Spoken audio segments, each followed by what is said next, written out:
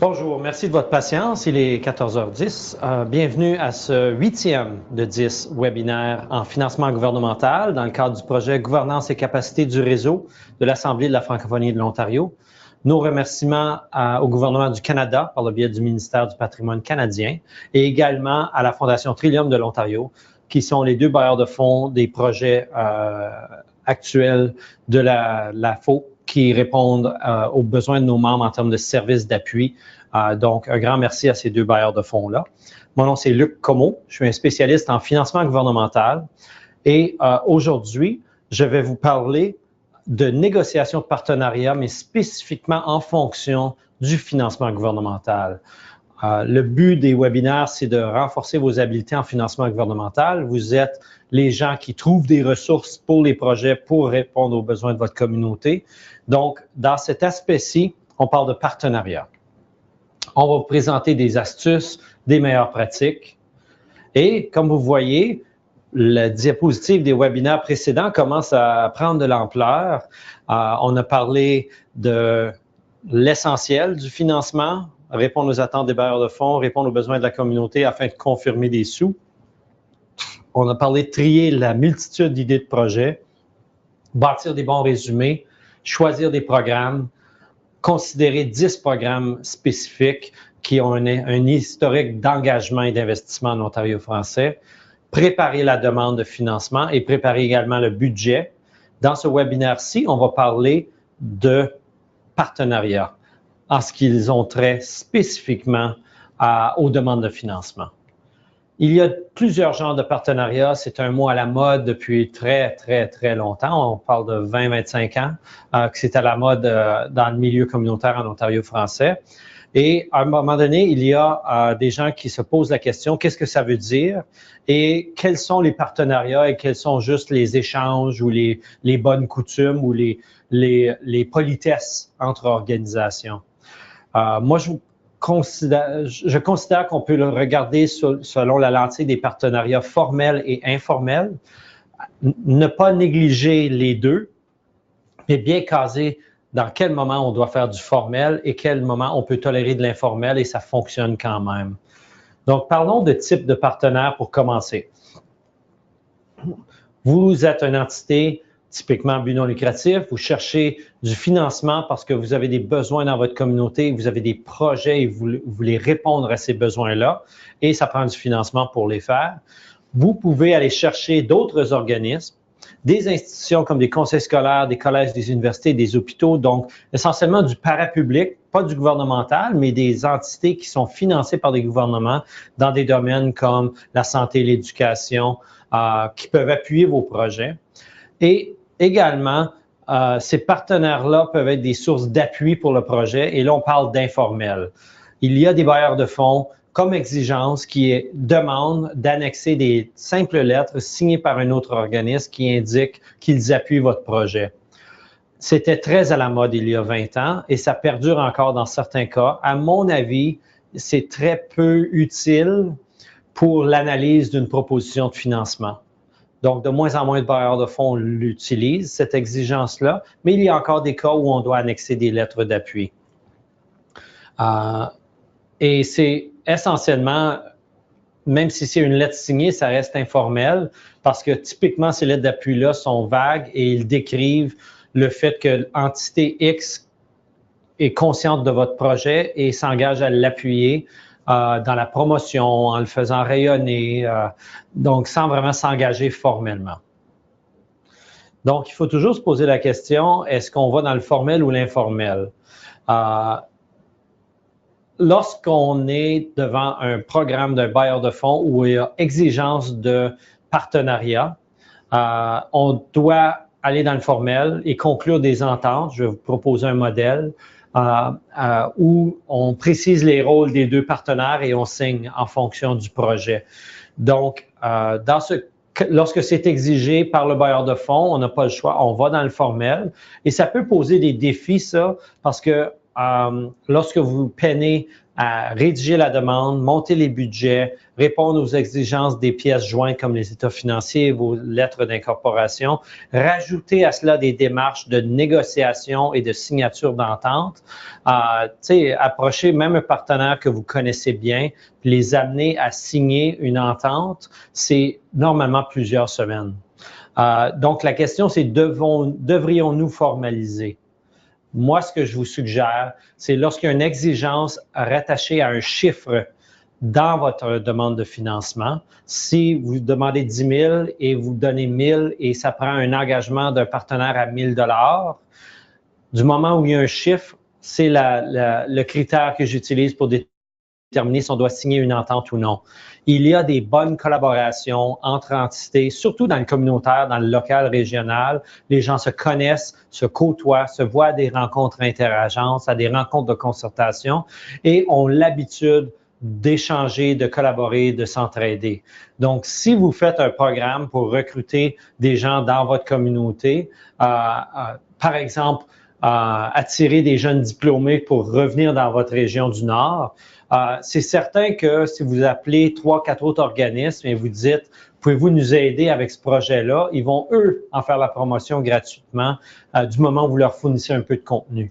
Donc, ça reste de l'informel. Dans le cadre d'une demande, si c'est exigé que vous mettiez ça sur papier, j'ai tendance à vous recommander d'être modeste au niveau des montants et d'être très persévérant au niveau de proposer cette entente-là à votre partenaire, même si la réaction initiale, c'est « Ah, je vais devoir faire approuver ça par mon CA, c'est compliqué ». Si c'est une exigence, puis vous croyez que vous allez chercher des sous dans le programme, vous pouvez dire au partenaire « Votre entente et votre contribution à même vos budgets, à notre promotion, nous ferait peut-être la différence avec ce programme-là ». Donc, quelle forme est-ce que ça peut prendre une entente de partenariat? Vous pouvez prendre une photo de votre écran à ce moment ici. Vous pouvez prendre en note les composantes. Ce sont les titres, les sections que je recommande d'utiliser dans toute entente de partenariat. Et en Word, en Google Docs, on parle d'une page et demie, rarement 2 pages ou plus. On met les coordonnées de chaque entité, le nom, la personne responsable et puis comment se joindre. On donne le titre du projet, on donne l'objectif du projet. Et là, on fait 2 sections. Une qui est rôle du promoteur, donc c'est vous. Vous expliquez ce que vous faites, gérer le projet, aller chercher les fonds, assurer la mise en œuvre, écrire les rapports au gouvernement. Et ensuite, le rôle et responsabilité du partenaire que vous proposez. Contribuer 200 $ de leur budget de publicité à la réalisation de votre projet, faire la promotion dans leurs médias sociaux des résultats de votre projet. Donc, vous mettez 2 ou 3 ou 4 rôles qui sont envisageables par votre partenaire, mais qui apportent de la valeur au projet. Et là, vous décrivez quelle forme prend ces ressources-là. Est-ce que c'est des dollars? Est-ce qu'ils vont vous écrire un chèque? Est-ce que c'est du temps? Si la personne a un agent de communication à temps plein, dans l'autre organisme et vous n'en avez pas et vous accédez à 3 heures semaine pendant 10 semaines de cette personne-là dans une entente, c'est beaucoup plus facile faire approuver ça par leur CA et convaincre l'organisme que de vous à essayer d'embaucher quelqu'un à contrat qui travaillerait 3 heures semaine pendant 10. Donc, c'est un exemple où c'est très utile de regarder un partenariat. Puis il y a aussi des fois des ressources techniques qui sont contribuées par un autre partenaire. Donc, on les précise. On parle de durée. Typiquement, un projet a une durée d'1 an. On met une date de fin pour pas que le partenaire potentiel se sente comme s'il s'engage éternellement. Mais vous pouvez mettre une phrase qui dit renouvelable à moins d'avis contraire. Et là, vous mettez une case pour chacun de vos organismes pour que quelqu'un signe l'entente et en mette la date. C'est aussi simple que ça. C'est vraiment dans la mise en œuvre de votre projet, choisir un partenaire, préciser son rôle, estimer les montants, et mettre ça dans un document que vous êtes tous les deux à l'aise à signer. C'est vraiment le cœur de l'approche et de l'exigence lorsque vous êtes devant l'obligation d'annexer des ententes de partenariat à votre demande. Quand je dis annexer les ententes, il y a des bailleurs de fonds qui exigent que l'entente soit signée au moment où vous soumettez la demande. Il y en a qui acceptent dans la ligne budgétaire tout simplement une mention d'un partenaire et un montant sans exiger une entente formelle. Dans ces cas-là, à moins que ce soit obligatoire, vous n'êtes pas obligé de le faire, dans la mesure où vous avez une bonne collaboration déjà. Et il y a des bailleurs de fonds. Par exemple, dans certains programmes à la Fondation Trillium, dans le formulaire, on vous demande d'indiquer s'il y a des partenaires qui sont essentiels à la réussite du projet.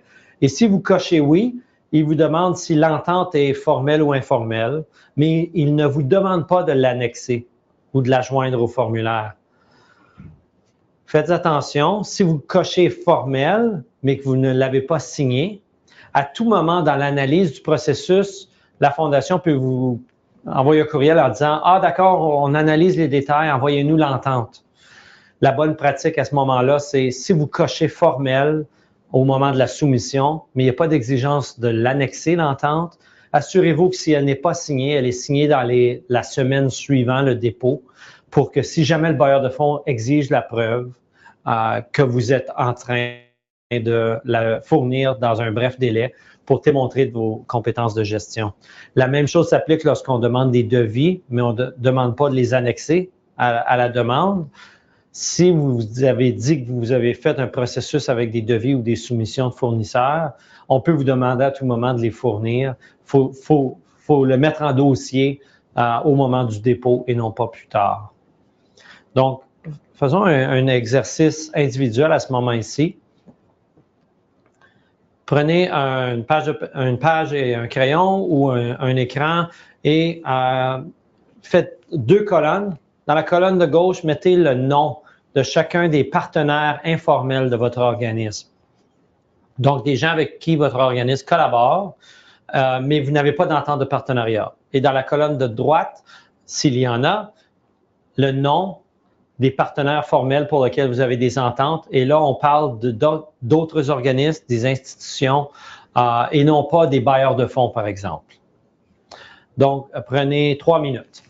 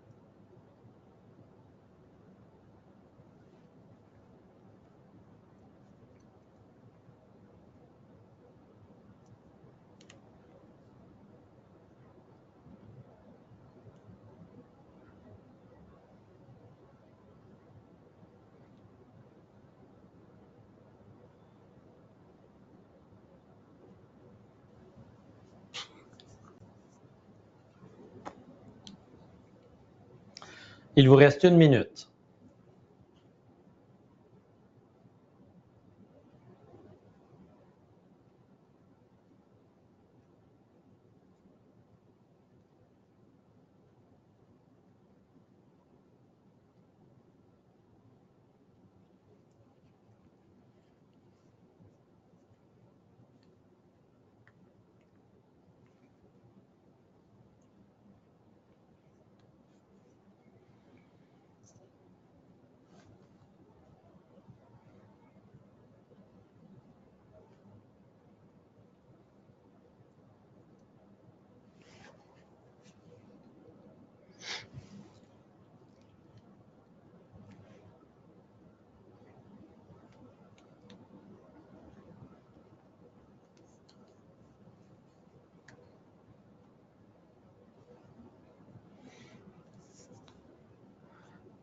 Et voilà, j'espère que l'exercice a été utile. C'est une forme de triage en termes des noms qui vous viennent à l'esprit le plus facilement.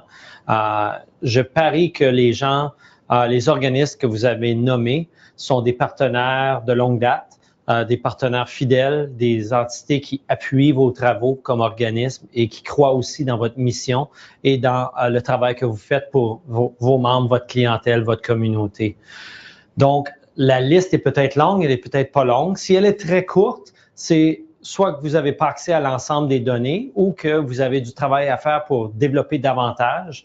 Mais typiquement, vous devriez avoir une bonne dizaine de partenaires informels qui viennent à l'esprit, à moins que vous soyez un organisme émergent ou un organisme local qui est dans un milieu où il y a très peu d'autres organismes francophones. Vous pouvez également utiliser la colonne de droite, à savoir si vous avez déjà des ententes formelles, ces gabarits-là d'entente, vous pouvez les passer en revue en fonction de ma suggestion de contenu, s'assurer qu'ils sont complets.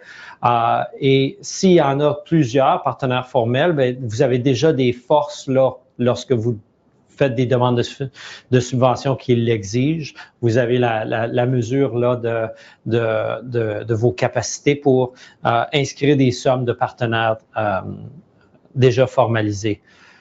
C'est possible, par contre, que si vous avez des ententes de partenariat formalisées qui ne fassent aucune référence à des montants ou de la valeur pour le travail accompli. Très souvent, au nom de signer une entente, on ne met pas de chiffre ou d'estimé pour que ça passe bien auprès de l'autre entité. Moi, je vous encourage à démontrer la valeur qu'apporte le partenaire à vos projets en imaginant si cet organisme-là fermait demain, qu'est-ce qui arriverait et quel serait l'impact sur vos opérations. Donc, si ça voudrait dire embaucher quelqu'un pour faire la promotion ou cette personne-là vous réfère des clients de manière régulière, on pourrait tenter de chiffrer la valeur qu'apporte ce partenaire-là à notre organisme. C'est quand même un bon exercice pour rester conscient de ces collaborations-là et à quel point le milieu communautaire est interrelié et les gens s'entraident et contribuent au projet de d'autres organismes par bonne foi. Passons maintenant à une autre section. Pourquoi négocier des partenariats? J'en ai parlé lorsque c'est une exigence, mais est-ce que c'est une bonne pratique en général? Évidemment, lorsque ça peut vous générer des apports de ressources, des ressources financières, des ressources humaines pour la mise en œuvre, des ressources techniques. Donc, par exemple, des dépenses qui seraient assumées par le partenaire. Si vous avez un projet de 100 affiches couleurs, une composante de 100 affiches couleurs dans votre projet et qu'un de vos partenaires institutionnels a accès à une photocopieuse couleur interne, pourquoi dépenser 200 $ au Staples quand vous pourriez, dans une entente, proposer à ce partenaire-là de vous produire à partir d'un PDF haute résolution les 100 affiches? On ne pense pas nécessairement naturellement à ce type de contribution-là, mais c'est certain que vous venez d'économiser 200 $. Si vous ne le demandez pas au bailleur de fonds, ce 200-là, vous ne l'assumez pas même vos ressources opérationnelles, c'est un 200 $ que vous pouvez demander pour du salaire ou de la promotion, par exemple. Donc, lorsqu'il y a un apport de ressources qui est possible, c'est clair que c'est une bonne idée d'en parler au moins aux partenaires potentiels. L'autre raison pour laquelle on peut négocier des ententes, c'est carrément pour aller chercher des appuis et donner des rôles spécifiques pour des entités qui seraient, par similarité de mission et de mandat, prêtes à consentir des efforts dans la mise en œuvre de votre projet. Rarement est-ce qu'on demande à un partenaire externe de prendre en charge un projet. Ça, c'est presque jamais. Mais les partenaires externes, parfois, ont l'inquiétude est-ce que je vais devoir mobiliser beaucoup de ressources? Mon équipe est déjà surtaxée. Typiquement, sans trop d'efforts majeurs, le partenaire externe peut appuyer la promotion, vous aider à recruter des participants, référer des bénévoles et prendre conscience de votre projet et vous donner de la rétroaction. C'est tous des éléments à valeur ajoutée qui peuvent se faire à même le travail quotidien de l'organisme avec leurs agents de liaison, leurs bénévoles au CA, leur direction générale qui est dans toutes les réunions d'interagence. Donc, déjà là, cet appui-là a une valeur et ça augmente l'équipe de mise en œuvre. Si vous obtenez les fonds, puis vous êtes la direction générale d'un organisme, et vous pouvez embaucher une personne à la coordination du projet, exemple à mi-temps, mais que vous pouvez dire à cette personne-là, la première journée de son mandat, vous allez aussi avoir un coup de main de 2 partenaires qui vont vous aider avec la promotion. On fait déjà équipe et ça augmente les chances de succès du projet. L'autre raison pourquoi on peut négocier des partenariats, c'est carrément des raisons de crédibilité auprès des bailleurs de fonds. C'est très bien vu d'être associé à d'autres entités établies.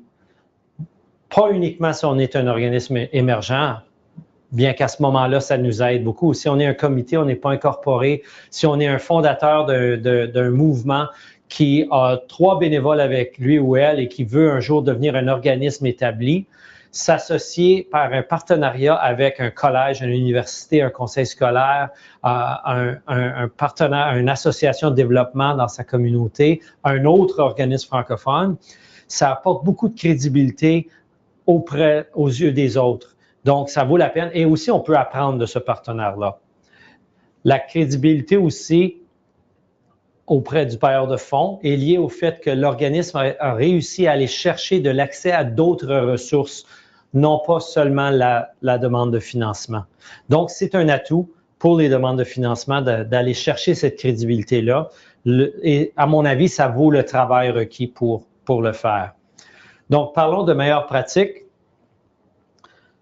Lorsque vous bâtissez un projet, lorsque vous faites une demande, à l'étape du résumé, essayez d'en cibler 1, 2 ou 3 maximum. Les partenaires qui joueraient un rôle dans la mise en œuvre. Donc, quelques partenaires clés avec lesquels on va faire des ententes écrites au besoin. Votre première liste de partenaires potentiels peut être de 10 ou 20, mais c'est important à mon sens, à l'étape résumée, mais même à l'étape de demande, de cibler quelques partenaires seulement et leur donner un rôle plutôt que s'embarquer dans une campagne de gestion de partenariat où on a une approche à coordonner auprès de 10-12 organismes. Si vous avez une table interagence qui fonctionne bien dans votre région et que vous voyez ces gens-là une fois par mois, vous pouvez demander que le projet soit à l'ordre du jour pour les 3 prochaines rencontres et vous allez déjà aller chercher votre rétroaction. Mais si ce n'est pas le cas dans votre créneau ou votre région ou votre localité, limitez-vous à quelques partenaires. Cette deuxième liste-là, ça peut devenir une liste d'envoi pour des lettres d'appui, pour de l'aide avec la promotion. Vous faites une requête courriel, par exemple, pouvez-vous faire connaître notre résumé de projet, il vient d'être approuvé. Voici les messages clés, aidez-nous à trouver des participants. Mais c'est vraiment une liste secondaire qui n'exigerait pas beaucoup de gestion de votre part. Les partenaires opérationnels, on doit les négocier, les signer, les tenir au courant de la mise en œuvre du projet, leur donner des tâches, mesurer s'ils travaillent avec nous, est-ce qu'ils atteignent leur but pour nous aider. Donc, c'est plus de gestion, donc un nombre plus restreint. Puis évidemment, les partenaires, on les choisit premièrement selon les besoins du projet et deuxièmement selon les exigences du programme de financement et non pas le contraire. Si on est dans une situation où on doit inventer un partenariat avec quelqu'un qu'on connaît qui va bien vouloir signer juste pour passer la rampe avec un programme, c'est peut-être pas le bon programme de financement pour nous. Dans notre exercice de sélection, il faut peut-être reconsidérer ce programme de financement-là. Mais dans le top 10, dont je vous ai parlé précédemment, il y a un nombre restreint de programmes, typiquement les gros programmes à Trillium, qui exigent des partenariats. Puis même à ça, c'est optionnel. Si vous rentrez dans des programmes de financement où on offre des contributions de 50, 100, 150, 200, 300 000, il est tout à fait normal qu'ils exigent des ententes de partenariat signées. Donc, si vous n'êtes pas certain, soyez prudent au niveau du nombre de partenariats, restez dans l'informel dans la mesure du possible et faites des ententes quand vous sentez que ça peut vraiment aider à la mise en œuvre de vos projets. Prochain exercice individuel pour lequel vous avez 4 minutes. Le projet clé que vous avez sélectionné à partir d'une idée qui est devenu un peu un résumé pour lequel vous avez regardé des options de programme, le projet auquel vous pensiez le plus lorsqu'on a parlé du top 10. Pour ce projet-là, faites le même exercice ou codez votre page de l'exercice individuel précédent. Quels seraient les partenaires informels et les partenaires formels pour ce projet-là à approcher avant ou pendant que vous développez une demande? Vous avez 4 minutes.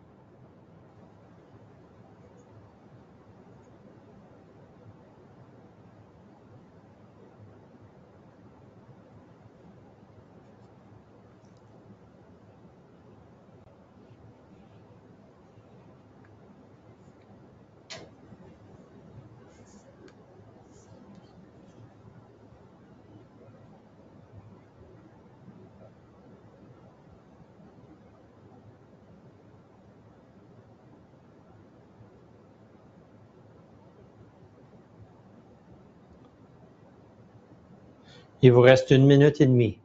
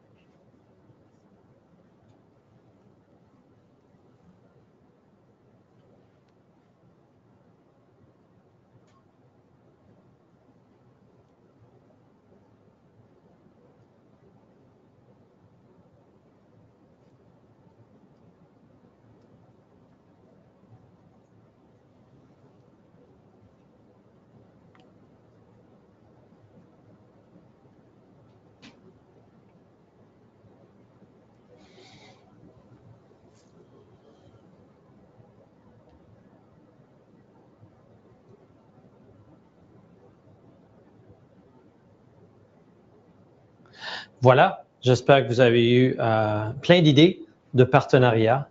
Est-ce que vous avez des questions à ce moment ici concernant les partenariats?